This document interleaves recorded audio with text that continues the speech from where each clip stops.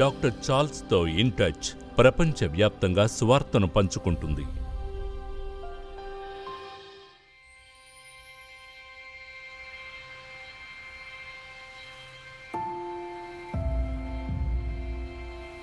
దేవుడి నుంచి నాకు పిలుపు వచ్చింది. దేవుడు గాని పిలుపునిస్తే ఆయనకు వినయం చూపి చేస్తున్నది వదిలి ఆయన చేయమని చెప్తున్నది చేయడానికి వెళ్ళండి.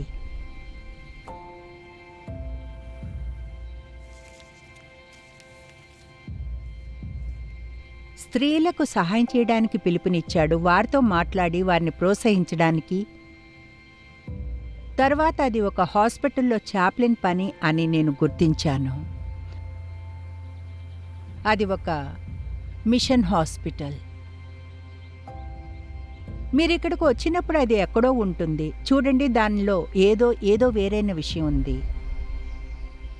ఇక్కడ దేవుణ్ణి తెలుసుకోవడానికి చాలామంది వస్తారు.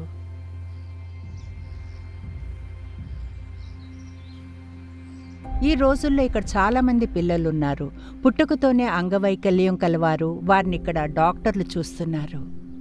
చూడండి, కొంతమంది క్యాన్సర్తో వస్తారు, ఇతరులు టీబీతో, సర్వసాధారణమైన నిమోనియాతో, వేరే గుండె జబ్బులతో, మరికొందరికి శ్వాస సంబంధ సమస్యలు ఉంటాయి.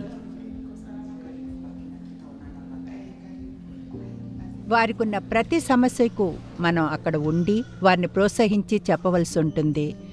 దేవుని గురించి, వారిని ప్రేమిస్తున్నాడని, వారిని రక్షించగలడని. చూడండి, నా భర్త మరణించాడు, మా అమ్మ, వేరే వాళ్ళు కూడా జబ్బులతోనే మరణించారు. వారితో ఆ విషయాలను పంచుకుంటాను. అదే సమయం బహుశా మనం దేని నుంచి వెళ్తున్నా ఇతరులకు మరింత బాగా సహాయం చేయగలిగేలా చేస్తుంది. చాలామంది క్రీస్తు యేసు తమ రక్షకుడని తెలుసుకుని ఇంటికి వెళ్తారు. నేను ఇలాంటి పనులు చేయడానికి రోజూ హాస్పిటల్కు వెళతాను. అది నాకు ఎంతో కష్టంగా ఉండేది. ఇప్పుడు నేను పెద్దదాన్నయ్యానని ఫీల్ అయ్యేలా చేస్తుంది కనుక నాకు వేరుగా ఏమన్నా చేయాలనిపిస్తుంది. రోజూ హాస్పిటల్కి వెళ్ళడం, జబ్బుతో ఉన్నవారిని చూడడం ఎంతో తెలుసా బాధగా ఉంటుంది. అయితే దేవుని దగ్గరికి వెళ్ళినప్పుడు ఆయన నన్ను బలపరుస్తాడు. ఆడియో బైబిల్ నుంచి నేను డాక్టర్ స్టాన్లీ సందేశాలను వింటాను. అవి నిజంగా నాకెంతో సహాయకరంగా ఉంటాయి. చదవలేని ఎవరి వద్దకైనా మీరు దేవుని వాక్యాన్ని తీసుకుని వెళ్ళినప్పుడు, వారు వినడానికి సహాయం చేసినప్పుడు దేవుడు ఆ విషయాన్ని చెప్తున్నాడని తెలుసుకుంటారు. తరువాత వారికి మెసెంజర్ని చూపించి చెప్పాలి, ఇది దేవుని వాక్యము అని. అది ఎంతో ముఖ్యమైన సాధనం. నేను అలసిపోయి ఉండవచ్చును, అయితే నేను వెళ్ళడానికి ముందు అందరూ సంతోషంగా ఉన్నారని, అందరినీ బాగా చూసుకుంటున్నారని తెలుసుకోవాలనుంది. దేవుడు పిలుపునిచ్చి వెళ్ళమన్న చోటుకు వెళ్ళాలనుంది. ఇతరులతో నేను యేసుని పంచుకోవాలంతే. అది ప్రజలను మరణం నుంచి జీవమునకు తీసుకువెళ్ళడం లాంటిదే. మీలానే వాళ్ళు రక్షింపబడాలి. కనుక దేవునికి మీ సేవలను హద్దులో ఉంచకండి. మీరు ఎవరన్నది విషయం కాదు. మెడికల్ అయినా వేరే ఎవరైనా సరే మీ జీవితంతో క్రీస్తు యేసు సువార్తను బోధిస్తున్నారు అంతే.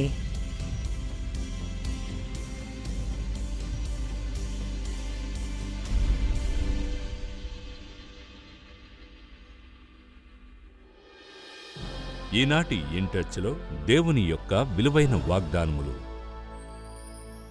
ఒక వ్యక్తి ఎంతో ధనికుడై ఉండి కూడా ఎప్పుడూ చాలినంత లేదని ఫిర్యాదులు చేస్తుంటే అతని గురించి ఏమనుకుంటారు? మీరు వారిని చూసి అనుకుంటారు, ఒక్క నిమిషం, అతడు బాగా ఉన్నవాడు, కానీ ఎలా డ్రెస్ చేసుకున్నాడో చూసారా? లేక ఏం నడుపుతున్నాడో చూడండి, ఎక్కడ ఉంటున్నాడో. ఆశ్చర్యపోతారు. అది ఎంత బాగా మ్యాచ్ కాదు.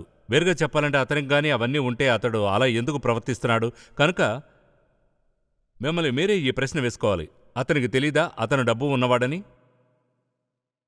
అతను ధనికుడన్నది అతను నమ్మడా? అతని డబ్బుని ఎలా వాడుకోవాలో తెలీదా? అటువంటి జీవితాన్ని జీవించే వ్యక్తిలోని లోపం ఏంటి? చూడండి, ఖచ్చితంగా ఏదో లోపం ఉంది. అయితే నాకు తెలిసింది చాలామంది విశ్వాసులు అలానే ఉన్నారు. వాళ్ళు బాగా డబ్బున్నవారు. అలా వాళ్ళు ప్రవర్తించరు. దాన్ని క్లెయిమ్ చేయరు. బహుశా దాన్ని వాళ్ళు నమ్మనందునేమో, వాళ్ళకెన్నడూ బోధించబడనందునో, లేక మార్గం మధ్యలో ఎక్కడో వాళ్ళు ఈ అద్భుతమైన సత్యాన్ని మిస్ అయ్యారు.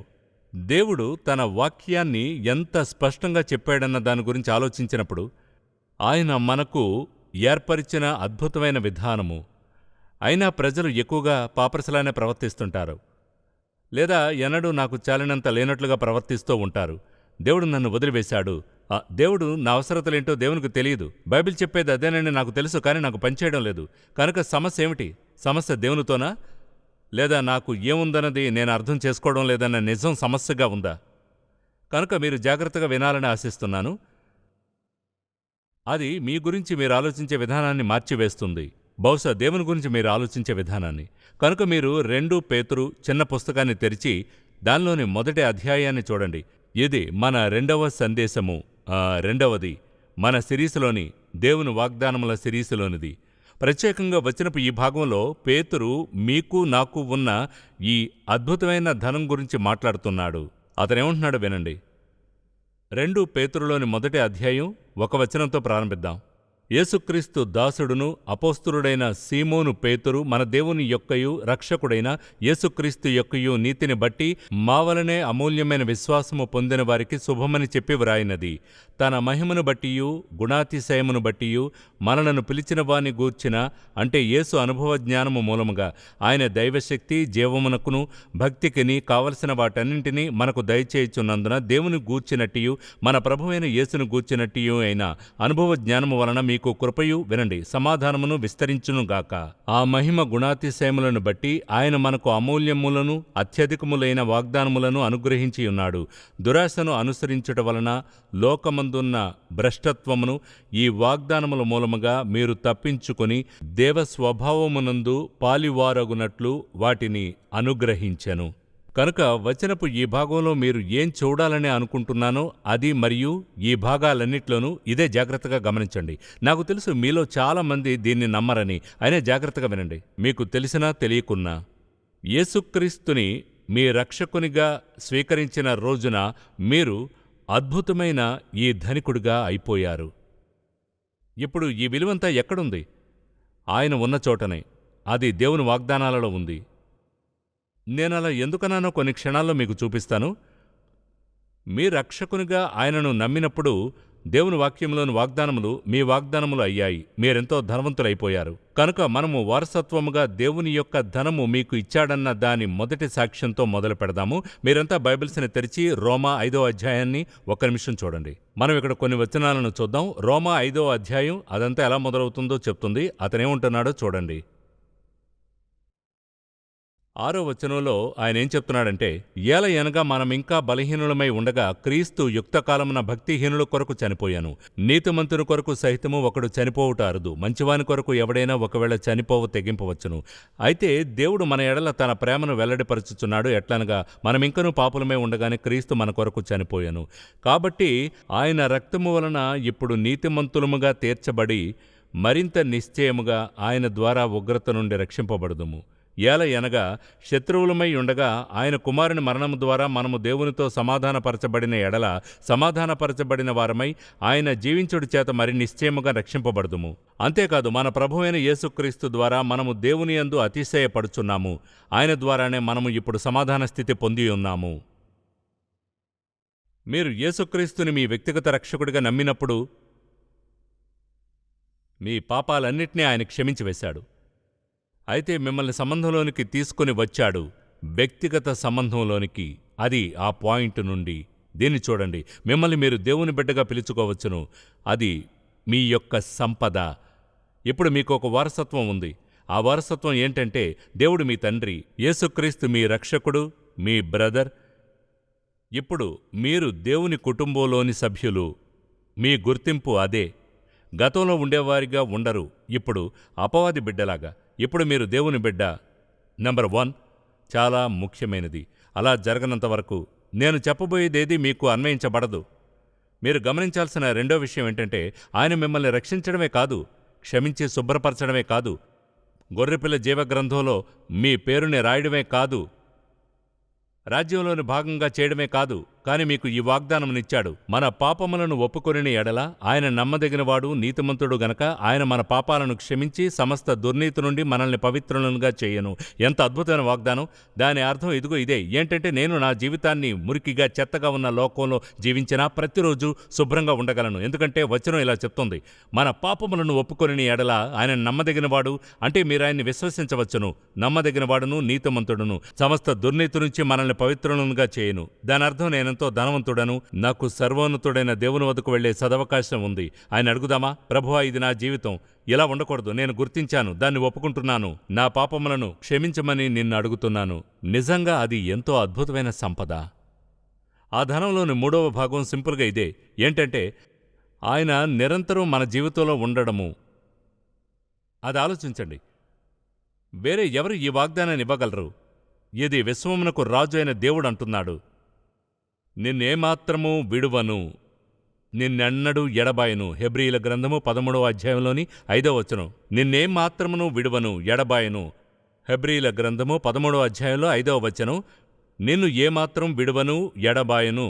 వచనం ఏం చెప్తుందో తెలుసా? దీన్ని మ్యాచ్ చేయగలరేమో చూడండి. మీ ప్రయాణంలో తోడుగా ఒక వ్యక్తిగా యేసుక్రీస్తు మిమ్మలను ఎన్నడూ ఎటువంటి పరిస్థితిలోనూ ఏది ఏవైనా సరే ఎన్నడూ మిమ్మల్ని విడువడు, ఎడబాయుడు. శీల, ఎవరలా వాగ్దానం ఇవ్వగలరు? ఎవరు ఆ వాగ్దానం ఇవ్వలేరు. ఇంకా చూడండి, అది ప్రజలు తమ దృష్టిని ప్రభువు దేవుని మీద నుంచి దృష్టిని మరల్చి తమని తామే తమ పరిస్థితులను వాతావరణాలను చూడడం మొదలుపెట్టినప్పుడే. తండ్రి యొక్క వాగ్దానం ఏమిటి అని? తండ్రి యొక్క వాగ్దానం మీరే. వినండి, ఒక్కసారి యేసుని మీ రక్షకునిగా నమ్మినప్పుడు ఒంటరిగా ఎన్నడూ ఉండరు. ఉండాలనుకోవచ్చు కానీ ఉండరు. ఆయన అంటాడు, నేను నిన్ను విడువను, లేదు, ఎన్నడూ ఎలాంటి పరిస్థితుల్లోనూ విడిచిపెట్టను. ప్రతి విశ్వాసికి చెందిన షరతుల్లేని దేవుని వాగ్దానం అది. వినండి, ఎవరూ దాన్ని మార్చలేరు. మీరు జైలుకు వెళ్ళవచ్చును, లేదా ఇక్కడున్నా సరే, అందులో ఎలాంటి మార్పు ఉండదు. ఆయన అంటాడు హెబ్రీ 13:5, నిన్ను ఏమాత్రం విడువను, నిన్ను ఎన్నడూను ఎడబాయను, ఎన్నడూ విడిచిపెట్టను. కనుక ఎప్పుడైనా ఈసారి పెద్ద కష్టంలో ఉండి ఒంటరిగా ఉండి ఇలా అనుకుంటే, నాకు ఆదరణకర్త కావాలి, నాకిది కావాలి అని, దేవా సహాయం చెయ్యి. ఆగి మిమ్మల్ని మీరు ప్రశ్న వేసుకోండి, ఇప్పుడు నాకు ఉన్నదేంటి?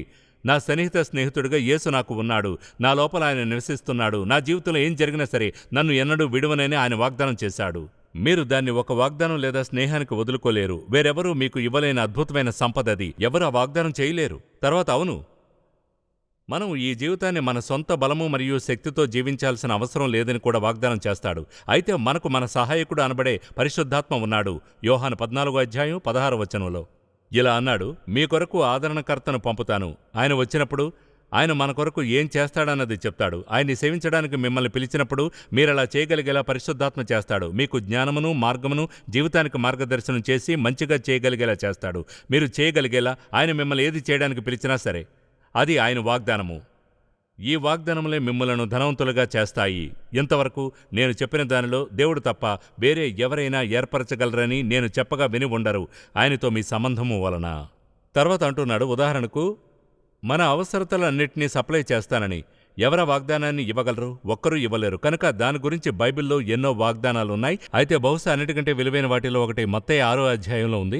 నేనేం చెప్తున్నానంటే, ఏమి తిందుమో ఏమి త్రాగుదుమో అని మీ ప్రాణమును గూర్చాయనను, ఏమి ధరించుకొందుమో అని మీ దేహమును గూర్చాయనను చింతింపకుడి. ఆహారము కంటే ప్రాణమును, వస్త్రము కంటే దేహము గొప్పవి కావా? ఆయన ఆకాశ పక్షులను గురించి, అడవి పువ్వులను గురించి మాట్లాడుతున్నాడు, మిగతా వాటి గురించి. తర్వాత ముందుకు సాగే ఆయన ఎలా అంటున్నాడు, ఏం తిందుమో ఏమి త్రాగుదుమో ఏమి ధరించుకొందుమో అని చింతింపకుడి. అన్ని జనులు వీటన్నిటి విషయంలో విచారింతురు. ఇవన్నీ మీకు కావాలనని మీ పరలోకపు తండ్రికి తెలియను. కనుక ఆయన ఏమంటున్నాడు? ఏం చేయాలో దానికి ఆయన వాగ్దానం ఇదే. అదేంటంటే మన దైనందిక అవసరతలను తీర్చడం. వేరే ఎవరు ఆ వాగ్దానమును చేయగలరు? ఎవరూ లేరు. మీరు అనొచ్చు, చూడండి ఇవన్నీ లేదు, మీ ప్రార్థనకు జవాబిస్తామని ఎవరూ వాగ్దానం చేయరు, సర్వోన్నతుడైన దేవుడు తప్ప. పరిస్థితి ఎటువంటిదైనా లేదా ఏ సందర్భంలో మీరున్నా సరే ఎవరు మీకు వాగ్దానం చేయలేరు. మీకు ఎటువంటి అవసరత ఉన్నా వాళ్ళ వాగ్దానం ఇదే. ఆయన అంటాడు వాళ్ళ అవసరత ఏమిటో ఆయనకు తెలుసునని, ఆయన దానికి ఏర్పాటు చేస్తాడని, ఏదేవైనా సరే. కనుక ఈ పూర్తి జవాబు ఇవ్వబడిన ప్రార్థన విషయం సంగతేంటి? మీ ప్రార్థనకు జవాబిస్తానని ఎవరు ప్రామిస్ చేయగలరు? ఎవరైనా మీకు ఏదో ఒక సమస్యలో సహాయం చేయగలరేమో, కానీ ఆయన ఏమంటున్నాడు వినండి. 1 యోహాను 5వ అధ్యాయంలో 14 మరియు 15 వచనాలలో ఆయనను బట్టి మనకు కలిగిన ధైర్యం ఏదనగా, ఆయన చిత్తానుసారముగా మనము ఏది అడిగినను ఆయన మన మనవి ఆలకించును అనునదియే. మనము ఆయనను వేడుకొనినా మనకు కలిగినవని ఎరుగుదుము. ఆ వాగ్దానమును మీకెవరు ఇవ్వగలరు? ఎవరు ఇవ్వలేరు. దేవుని వాక్యంలో జవాబు ఇవ్వబడిన వాగ్దానపు ప్రార్థనల వచనములు ఎన్నో ఉన్నాయి. అయితే దీన్ని గమనించండి. ప్రజలంటారు, నాకు అవసరతలు ఉన్నాయి. వాటిని తీసుకుంటున్నారా? మీకు ఏ అవసరత ఉంది? దాన్ని ఎలా పొందుకోవాలి? ఖచ్చితంగా ప్రార్థన ద్వారా. ఎక్కువసార్లు మనం అవసరతను ఫీల్ అవుతాం. ఎవరో మన అవసరతను తీర్చాలని అనుకుంటాం లేదా అనుకుంటాము. నాకు తెలీదు దేవుడు దీన్ని ఎలా వర్కౌట్ చేస్తాడో. ఆయన వాగ్దానం ఇదే. ఆయనను బట్టి మనకు కలిగిన ధైర్యమే. కనుక ఆయన ఎంతో స్పష్టంగా చేశాడు. ఉదాహరణకు ఆయన అంటాడు, అడుగుడి మీకు ఇవ్వబడును, వెతుకుడి మీకు దొరకును, తట్టుడి మీకు తెరవబడును అని. ప్రార్థనకు జవాబుగా ఒకదాని తర్వాత మరొకటి వాగ్దానములు ఉన్నాయి. మీరు ఎటువంటి బరువుతో డీల్ చేస్తున్నా ఆ బరువుని మోసేవాడు ఆయనే. మీరు అనొచ్చు, కానీ నేనెలా ఆ బరువుని దేవునికి ఇవ్వగలను? ఆయన ముందుంచి దాని గురించి మాట్లాడుకుందాం. దాన్నెలా దావా చేస్తారు వినండి. ఆయన ప్రజలు కృంగిపోయి నిరాశలో ముఖం ముడుచుకొని కోపంతో జీవించాలన్నది ఆయన చిత్తం కాదు. ఆయన దేవుని ఆనందమును గురించి మాట్లాడతాడు. తర్వాత అవును, ఆయన మనకు జ్ఞానమును ఇస్తానని చెప్తాడు. యాకోబులోని మొదటి అధ్యాయాన్ని గాని మీరు గమనించితే ఆయన జ్ఞానపు వాగ్దానం చేస్తాడు. ఆయన ఏమంటున్నాడు వినండి. మీలో ఎవరికైనాను జ్ఞానము కొదువుగా ఉన్న ఎడల అతడు దేవుని అడుగవలెను, అప్పుడది అతనికి అనుగ్రహింపబడను. ఆయన ఎవరిని గద్దింపగా అందరికినీ ధారాళంగా దయచేయవాడు. ఎవరో అంటారు, నాకేం చేయాలో తెలియదు. మీకేం చేయాలో తెలియకపోవచ్చును. మీకు జ్ఞానం కావాలని అడిగితే మీకు జ్ఞానము వాగ్దానం ఉంది. దీన్ని చూడండి. దేవుని యొక్క ఒక వాగ్దానం చెప్తుంది. ఏమనంటే దేవుని యొక్క సంపూర్ణ శక్తి అధికారము ఆయన వాగ్దానం చేసిన దాని వెనుక ఉంటుందని, అదే అది పనిచేసేలా చేస్తుందని. మీకు జ్ఞానము కావాలా అంటే అది మీరు విషయాలను దేవుని దృష్టి నుండి చూడాల్సి ఉంటుంది. మీరు తెలివైన నిర్ణయం తీసుకోవాలి. చూడండి, ఆ వాగ్దానం ఉంది. మీ జీవితంలోని ప్రతి పరిస్థితిలోనూ మీకు జ్ఞానము అనుగ్రహిస్తాడన్నది. ఎందుకంటే ఆయన అదే గనుక. మీ లోపల దేవుని యొక్క జ్ఞానం నివసిస్తున్నది. వినండి, ప్రతి ఒక్క పరిస్థితిలోనూ దేవుడి నుంచి మీకు ఒక వాగ్దానం ఉంటుంది. ఏమనంటే ఎలా స్పందించాలన్నది తెలుసుకోవడానికి మీకు జ్ఞానమునిస్తాడని, లేదా ఆ పరిస్థితిలో ఎలా రియాక్ట్ అవ్వాలన్న దానికి. మనల్ని ధనవంతులుగా చేసే వాటిల్లో ఒకటి అది నిజం. జ్ఞానం కంటే ఎక్కువ విలువైంది ఏదైనా ఉంటే చెప్పండి. దేవుని దృష్టిలో విషయాలను చూడడం, దానిలో ఎలా నడవాలన్నది తెలుసుకోవడం. తర్వాత శాంతి. చూడండి, మనలో చాలామందికి కంటతా వచ్చిన భాగం ఫిలిప్పీలోనిది. పౌలు ఏమంటున్నాడో వినండి. అతను అంటున్నాడు, ఇప్పుడు అది ప్రభువునందు ఆనందించుడి అంటున్నాడు. మీ సహనమును సకల జనులకు తెలియబడనీయుడి. ప్రభువు సమీపముగా ఉన్నాడు. దేనిని గూర్చియూ చింతపడకుడి. ఈ విషయాల గురించి అప్సెట్ అవ్వకండి. కానీ ప్రతి విషయంలోనూ ప్రార్థన విజ్ఞాపముల చేత కృతజ్ఞతాపూర్వకముగా మీ విన్నపములు దేవునికి తెలియజేయుడి. అప్పుడు సమస్త జ్ఞానమునకు మించిన దేవుని సమాధానము యేసుక్రీస్తు వలన మీ హృదయములకును మీ తలంపులకును కావలియుండును. మీ జీవితంలో ఏం జరుగుతున్నా సరే దేవుడు మీకు ఒక గ్యారిసన్ని ఇస్తాడు. మిమ్ములను యాంగ్జైటీ నుంచి వేరు చేసే ఒక గోడను. అది వినండి, అది మీ జీవితంలో శాంతి కొరతను తీరుస్తుంది. ఎందుకు? యేసు ఏమన్నాడు? బైబిల్ చెప్తుంది యేసు మన శాంతి అని. మీ లోపల ఎవరు నివసిస్తున్నారు? ప్రభువైన యేసుక్రీస్తు. కనుక మనం ఎన్నెన్నో పరిస్థితుల నుంచి వెడతాము. కొన్నిసార్లు చెడువి భయపెట్టే వార్తలను వింటూ ఉంటాము. అదేవైనా సరే మనకు మన శాంతి ఎక్కడి నుంచి వస్తుంది? ఎక్కువసార్లు మన ఫ్రెండ్స్ నుంచి. అది రాదు. డాక్టర్ నుంచి రాదు. బ్యాంకర్ నుంచి రాదు. దీని నుంచి దాని నుంచి కాదు, ఆయన నుంచి వస్తుంది. మీ శాంతి అనేది ఏదో అతని నుంచో ఆమె నుంచో పొందేది కాదు, లేదా వారి నుంచో. మీ శాంతి మీ లోపలే నివసిస్తుంది. అది లోపల నివసించే దేవుని యొక్క వాగ్దానము. యేసు ఏం చెప్పాడు? మీ శాంతిని మీకు ఇచ్చుచున్నాను, లోకమిచ్చునట్లు కాక నా శాంతిని మీకు అనుగ్రహిస్తున్నాను. మీ హృదయములను కలవరపడనీయుకుడి. ఆయన మనకు ఇచ్చే అద్భుతమైన వాగ్దానములలో ఒకటి జీవితంలో మనం దేన్ని ఎదుర్కొన్నా శాంతిని పొందగలము అన్నదే. ఈరోజు మీరు ఆ వాగ్దానాన్ని క్లెయిమ్ చేస్తే, దేవా నాకు తెలుసు నువ్వు ఎప్పుడు సిద్ధపడితే అప్పుడు నన్ను గృహమునకు తీసుకుని వెళ్ళగలవని. అయితే అప్పటి వరకు ఉన్నతంగా ఉండాలని ఉంది, ఫలవంతంగా ఉండాలని ఉంది. దేవుని రాజ్యం కొరకు నా జీవితం లెక్కించబడేలా ఉండాలి. ఆ తర్వాత మీరు కీర్తనలు 37లో చూడండి. ఎందుకంటే ఇక్కడ దేవుని యొక్క అద్భుతమైన వాగ్దానం ఉంది. నేను మీతో చెప్పిగాని చెప్తే మీ హృదయేచ్ఛలను పొందాలనుకుంటున్నారా అని. నేను మీతో ఇలా అంటే మీ హృదయేచ్ఛలు ఏమిటి అని ఎవరైనా అంటారు. నాకు మంచి భర్త కావాలి, నాకు అందమైన భార్య, నాకు ఇది కావాలి అది కావాలి. మీ హృదయపు కోరికలు ఏమిటి? దేవుడు ఇలా చెప్తున్నాడు, సర్వశక్తి సంపన్నుడైన దేవుడు, మీ పట్ల ఆయనకు షరతుల్లేని ప్రేమ ఉంది. యెహోవాను బట్టి సంతోషించుము, ఆయన నీ హృదయవాంఛలను తీర్చును. వేరుగా చెప్పాలంటే ఆయనలో సంతోషించడం అంటే అర్థం ఏంటి? ఆ భాగాన్ని చూడండి, కొంచెం దాన్ని చదవండి, దేవుణ్ణి చూపించమనండి. ఆయనలో సంతోషించడం అంటే చివరికి సింపుల్గా అర్థం ఇదే: నా జీవితంలో మిగతా అన్నిటికంటే కూడా ముఖ్యమైంది, ఆయనతో నా సంబంధం అత్యంత ముఖ్యమైంది. ఆయన్ని సేవించడంలో సంతోషిస్తాను, ఆయన్ని ఆరాధించడంలో సంతోషిస్తాను, ఆయనకు ఇవ్వడంలో సంతోషిస్తాను, దైవికమైన జీవితాన్ని జీవించడంలో సంతోషిస్తాను.